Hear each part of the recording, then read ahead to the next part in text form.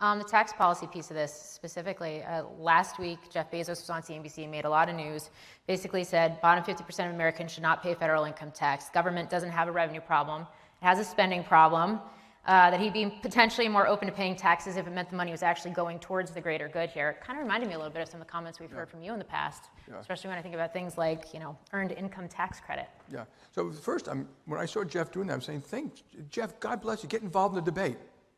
You may not agree with everything he's saying, but I like the fact he's saying stuff and he cares enough about our country to actually get on there, because a lot of people just simply don't do it or even think about it very much. And tax is very complicated, okay? So I generally agree, and if you look at the bottom, the 100,000, they don't pay that much anyway, so you got to be a little careful. They're all different types of taxes. You got your sales tax, and you got real estate taxes, and some drive bad behavior and all that, and it all should be kind of looked at. I like the earned income tax credit, which today as it stands, if you're a single parent making $14,000, the government gives you $7,000. At the end of the year, in a check.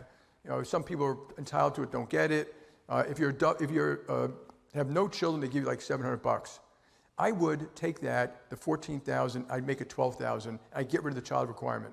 You're working, you'll go home with $26,000. If you're two parents, you have $52,000.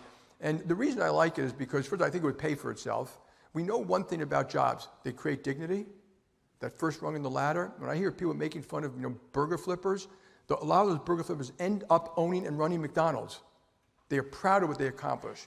A lot of our forefathers came here, and that's what they did when they got here. But that first rung leads to a second rung. Jobs lead to, the money would go to the person, so it's not big government deciding whether you can buy potato chips and soda or not. They would spend it on their families and their homes. They spend it locally. It might foster local restaurants.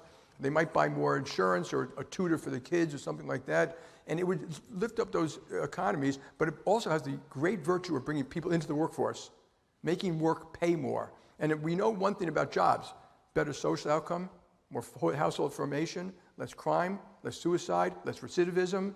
So if you actually did the full analysis, which is hard to do, and we really haven't, I guarantee you it would more than pay for itself. And that would cost like another $50 billion. If they did that, I think people would be willing to pay as long as it went to them. If it's going to go to Congress to decide who to give it to, no one's going to want to pay extra money in taxes.